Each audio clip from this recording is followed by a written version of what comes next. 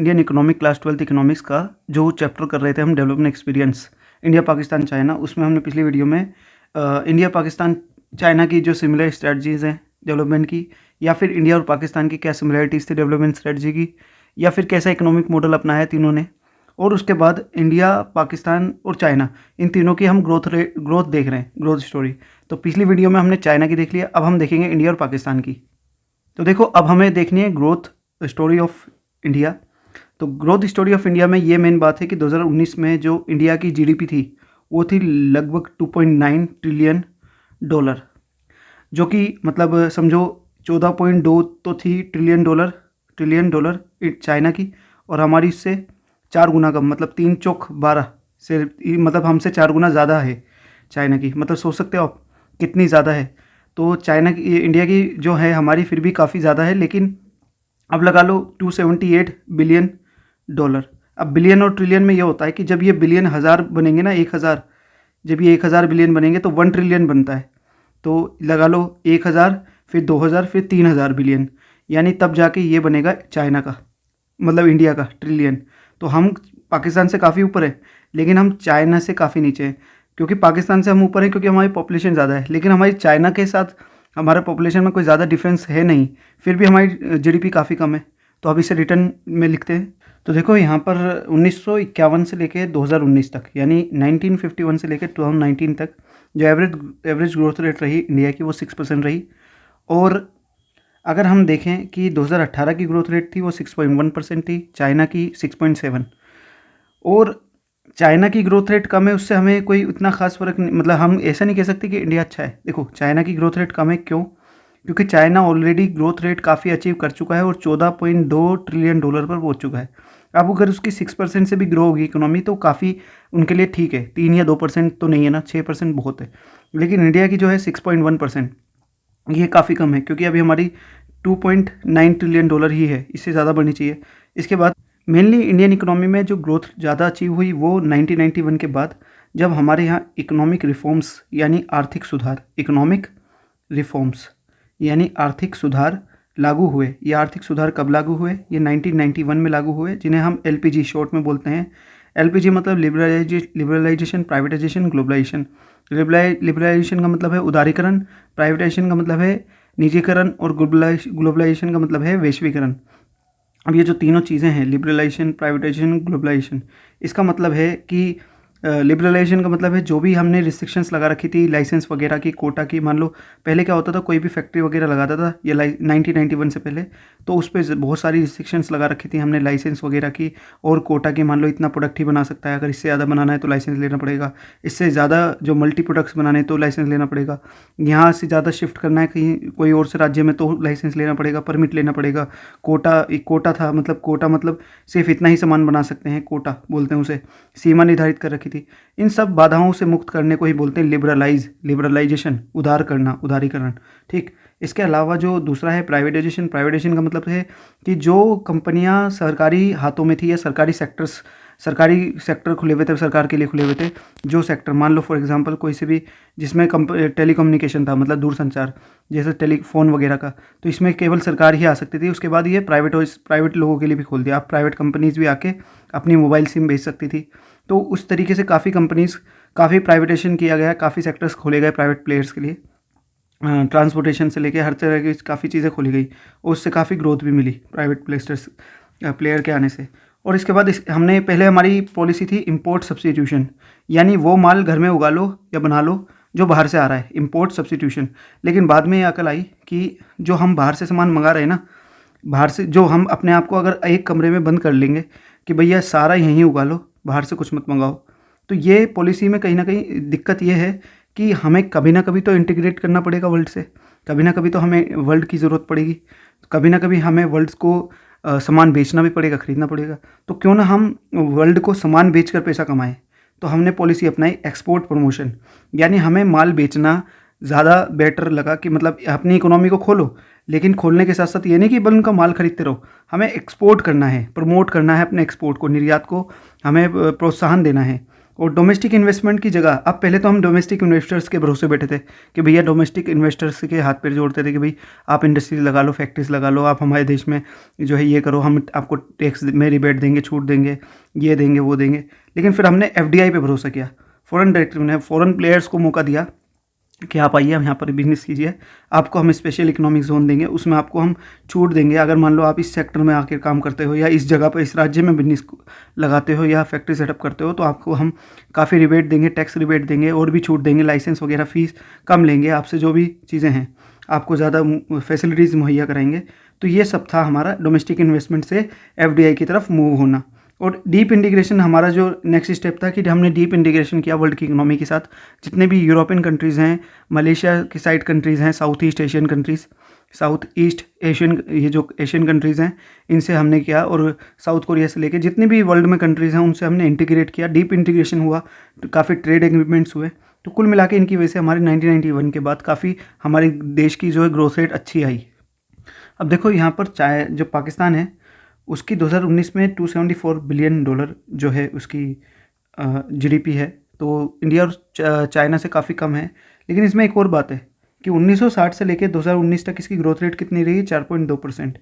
देखो हमारी कितनी रही? लगभग 6%, और चाइना की हमसे ज़्यादा एवरेज ग्रोथ रेट रही है। देखो सबसे मेन बात है कि आपको डेटा याद नहीं रखना है, अगर याद हो जाता है तो बहुत अच्छी बात है, नहीं याद होता तो डेट्स ओके। आपको ये पता होना चाहिए बातचीत क्या चल रही है। तो बातचीत अभी ये चल रही है कि इंडियन इकोनॉमी और चाइना इकोनॉमी ये काफ़ी ऊपर है पाकिस्तान से, लेकिन पाकिस्तान की पॉपुलेशन तो कम है और उसकी जो जीडीपी है यहाँ पर 274 बिलियन डॉलर है, और 1960 से लेकर ये है। लेकिन असल में जो पाकिस्तान की ग्रोथ रेट आई है वो 1980 के बाद आई। अब देखो जो इकोनॉमिक रिफॉर्म्स थे मेनली तो 1988 में हैं पाकिस्तान के, लेकिन 1988 से पहले भी इन्होंने इकोनॉमिक रिफॉर्म्स अपनाए थे 1980 के अराउंड।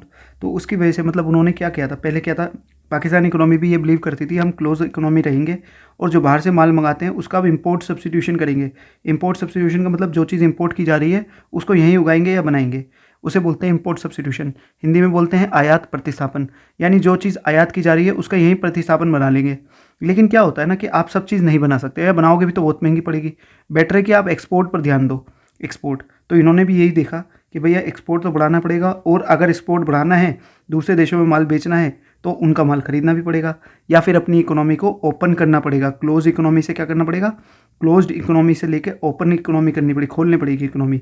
और खोलने का मतलब है एफडीआई को अलाउ करना। एफडीआई का मतलब बाहर के विदेश की जो कंपनीज है वो यहाँ पर आकर व्यापार करेंगी।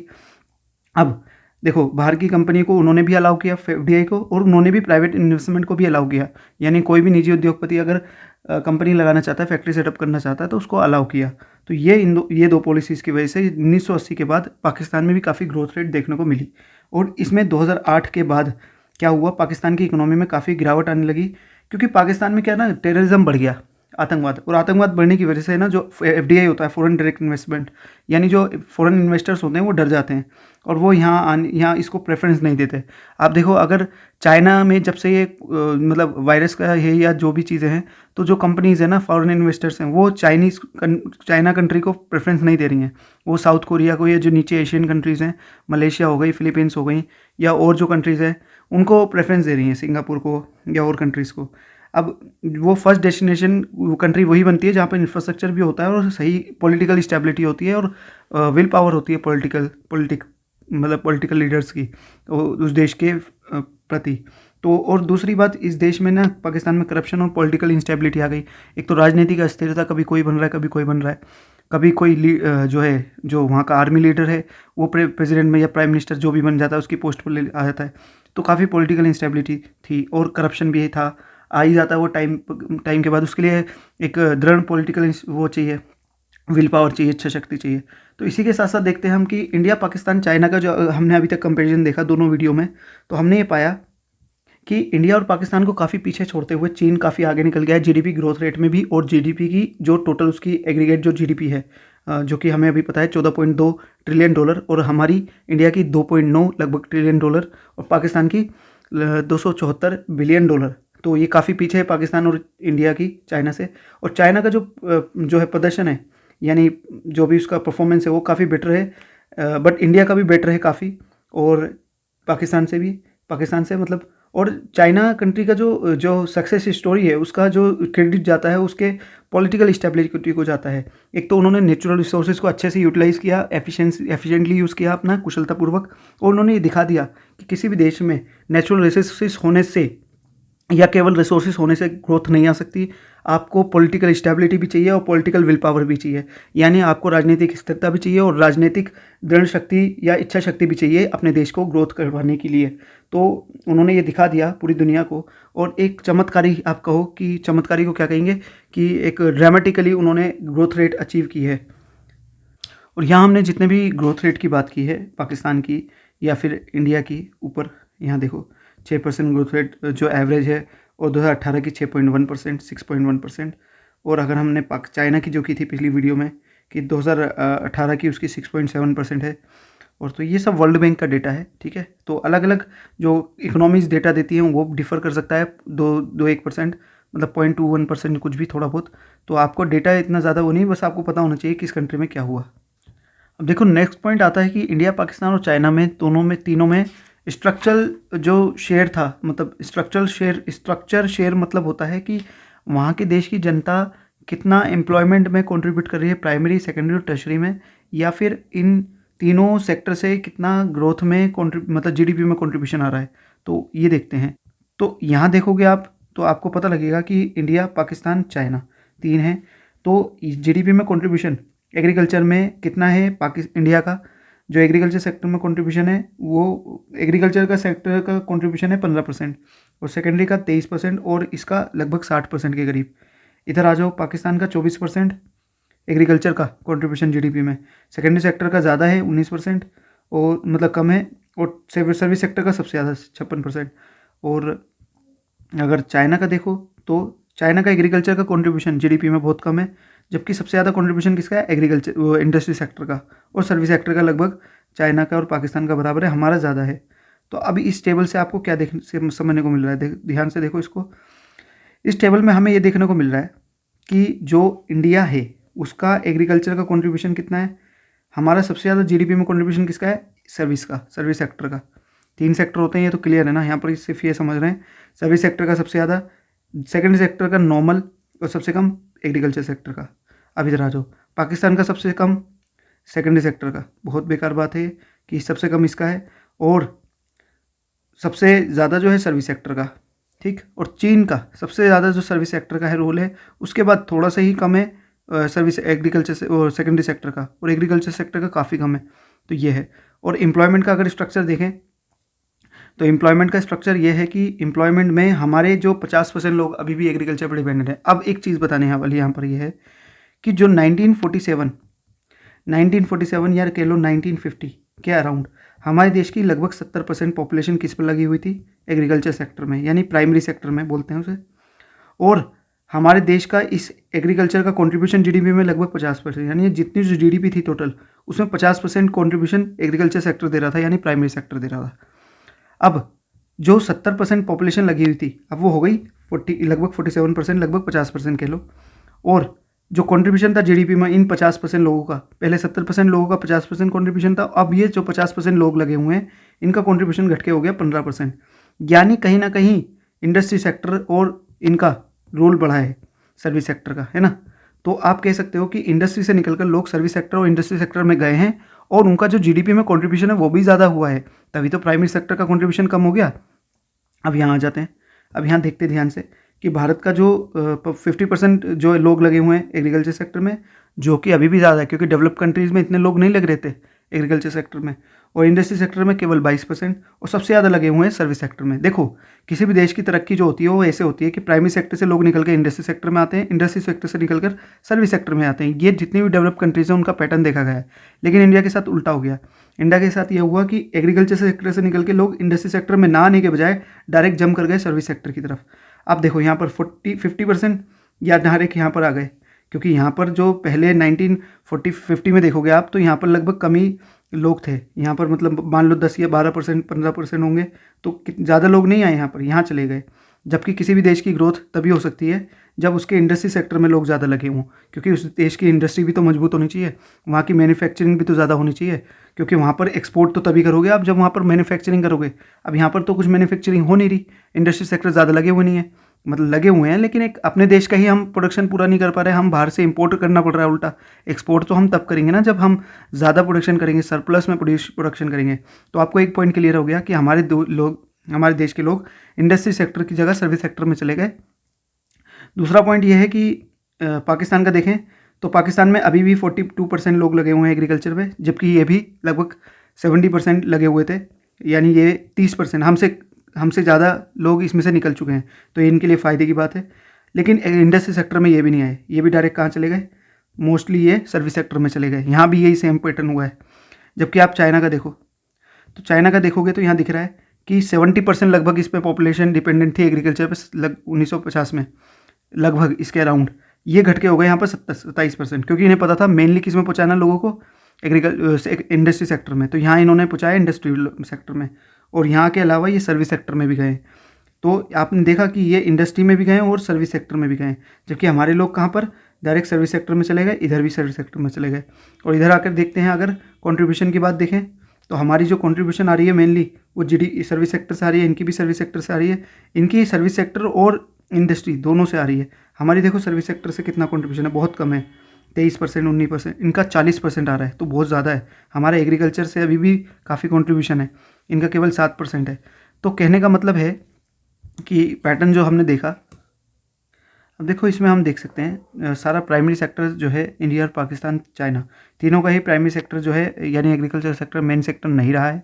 दूसरा, India Pakistan mainly dependent in service sector में, जबकि चाइना है mainly dependent on industry sector. 40% का कंट्रीब्यूशन आ रहा है इसका इंडस्ट्री सेक्टर से, जबकि हमारा आ रहा है लगभग 23% और पाकिस्तान का आ रहा है केवल 19%।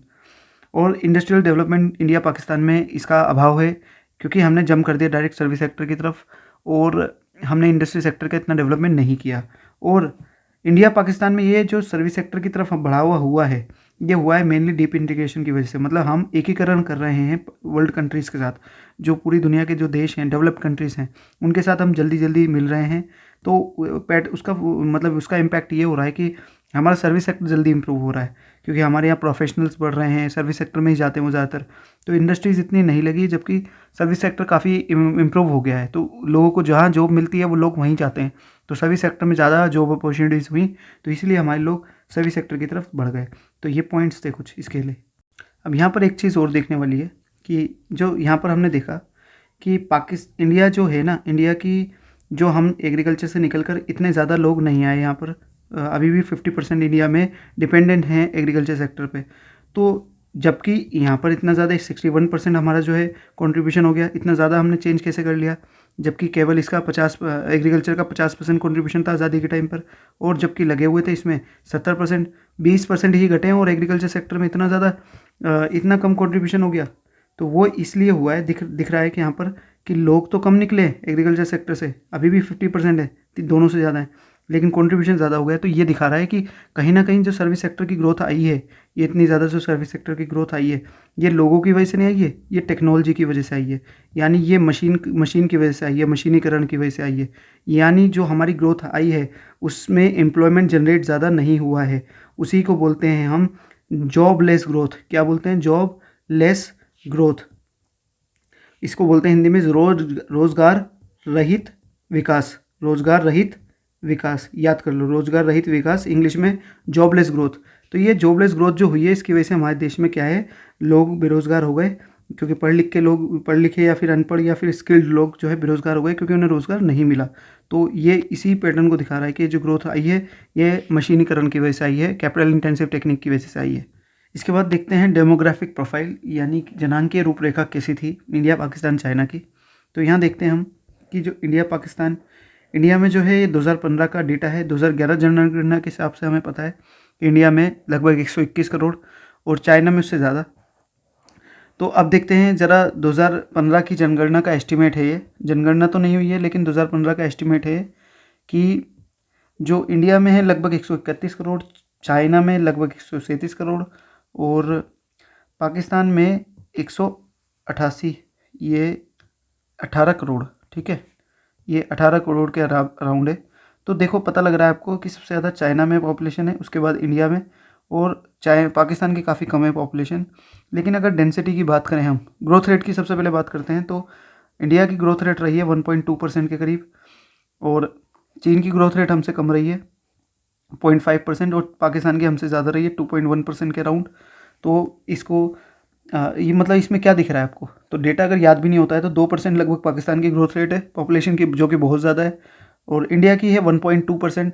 लेकिन इंडिया की ग्रोथ रेट तो कम है, लेकिन अगर ये 121 करोड़ लोग या 30 करोड़ लोग 1% से भी बढ़ते हैं तो ये बहुत ज़्यादा होता है। और चाइना की जो ग्रोथ रेट है वो कम है वन चाइल्ड पॉलिसी के बाद से, 1979 में जो उन्होंने अपनाई थी। अब डेंसिटी की बात करते हैं, तो इंडिया की डेंसिटी यानी घनत्व, घनत्व का मतलब होता है कि एक एरिया में, 1 किलोमीटर के एरिया में, मतलब 1 किलोमीटर तो नहीं होता, वो यही होता है कि एक पॉइंट से 1 किलोमीटर ऐसे ऐसे करके, मतलब एक एरिया मान लो स्पेसिफिक 1 किलोमीटर के हिसाब से आप, तो फिलहाल कि इस एरिया में कितने लोग रह रहे हैं।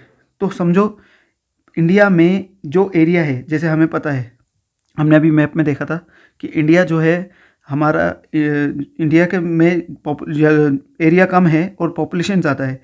तो यहाँ पर 1 किलोमीटर के एरिया में मान लेते हैं 441 लोग रह रहे हैं, चाइना में 146 और पाकिस्तान में 245। देखो, अब देखो इसमें ये आपको साफ क्लियर दिख रहा है कि इंडिया की पॉपुलेशन बहुत ज़्यादा है कंपेयर टू जोग्राफिकल एरिया। हमारा जो जोग्राफिकल एरिया है, यानी हमारा जो भौगोलिक एरिया क्षेत्र है, उसके हिसाब से हमारी पॉपुलेशन बहुत ज़्यादा है, इसलिए एक एरिया में इतने ज़्यादा लोग रह रहे हैं। और चीन की कम है डेंसिटी, और पाकिस्तान की चीन से ज़्यादा है, यानी चीन के पास बहुत ज़्यादा बड़ा एरिया है। अब मैप में देखो, अब मैप में भी दिख रहा है कि इंडिया जितना बड़ा है उसकी पॉपुलेशन उसके अकॉर्डिंग बहुत ज़्यादा है। पाकिस्तान के जितना एरिया है उसके हिसाब से उसकी पॉपुलेशन जो है उसकी 245, अभी हमने डेटा में देखा, इसकी हमारी 441 डेंसिटी है, बहुत ज़्यादा है। यानी एक छोटे से 1 किलोमीटर के एरिया में, मतलब 1 किलोमीटर नहीं होता वो, 1 किलोमीटर से ज़्यादा होता है, लेकिन मान लो 1 किलोमीटर, तो उसमें 441 जो है लोग रह रहे हैं। और चाइना इतना बड़ा है, देखिए इतना बड़ा है चाइना, तब जाके इसमें जो है इसकी 146 के अराउंड इसकी बता रहे हैं डेंसिटी। तो आपको डेटा अगर याद भी नहीं होता तो आप ये पता लग रहा है कि डेंसिटी जो है हमारी ज़्यादा है, यानी हमारे में क्राउडेड लोग हैं, मतलब क्राउड रह रहा है, बहुत कम जगह में बहुत ज़्यादा लोग रह रहे हैं। अब देखो, जो इतनी बड़ी पॉपुलेशन है हमारी, उसका मेंटेनेंस इन्वेस्टमेंट, मतलब मेंटेनेंस कॉस्ट या इन्वेस्टमेंट भी होता है। मतलब हम जो पॉपुलेशन, उसकी कुछ रख रखाव की भी कॉस्ट होती है, रख रखाव की कॉस्ट बोलते हैं उसे, रख रखाव की, मतलब हमारी इतनी जो बड़ी पॉपुलेशन है उसका जो एक तरह से मेंटेनेंस कॉस्ट भी होता है, उसको एडमिनिस्ट्रेशन संभालने के लिए और ये सब करने के लिए, तो इतना ज़्यादा उसका मेंटेनेंस कॉस्ट होता है। और देखो चाइना की जो पॉपुलेशन ग्रोथ रेट थी वो 1979 तक 1.3% थी, जो गिरकर बाद में 0.5% हो गई वन चाइल्ड पॉलिसी की वजह से। इसके अलावा अगर हम देखें सेक्स रेशियो की तरफ, तो जो इंडिया का सेक्स रेशियो है वो 929 है, यानी यहाँ पर जो फीमेल है 929 हैं 1000 मेल पर, यानी हमारा जो मेल फीमेल का रेशियो है वो यहाँ पर लिंग भेदभाव है अभी भी। और अगर हम देखें कि चाइना में भी लिंग भेदभाव है, क्योंकि कम है वहाँ पर फीमेल मेल के कंपैरिजन में, वन चाइल्ड पॉलिसी की वजह से हुआ ये। और पाकिस्तान में भी कम है मेल फीमेल जो गैप है, यानी फीमेल कम है 947 है, लेकिन तीनों में अगर किसका देखें कम है तो वो इंडिया का कम है। इसके बाद देखते हैं कि शहरीकरण यानी अर्बनाइजेशन इंडिया का काफ़ी कम है, केवल 33% लोग शहरों में रहते हैं, बाकी 67% या कह लो कि 70% जो है कहाँ रहते हैं, गाँव में रहते हैं, रूरल एरिया में रहते हैं। और चाइना में 56% का मतलब है आधे से ज़्यादा पॉपुलेशन शहर में रहती है, और 39% पाकिस्तान में, लगभग 40% लोग शहर में रहते हैं, जबकि इंडिया में 33% केवल। तो देखो, इससे पता लग रहा है कि सबसे कम पॉपुलेशन शहरीकरण का मतलब होता है शहरीकरण। शहरीकरण का मतलब है शहर में कितने रह रहे हैं, इंग्लिश में से बोलते हैं अर्बनाइजेशन। क्या बोलते हैं? Urbanisation, urbanisation. तो अर्बनाइजेशन जो इंडिया का है वो काफ़ी कम है, 33%, 56% चाइना का और 39% पाकिस्तान का। तो देखो, सबसे कम जो है इंडिया का 33%, 33%, चाइना का ज़्यादा और पाकिस्तान का हमसे ज़्यादा, लेकिन चाइना से कम।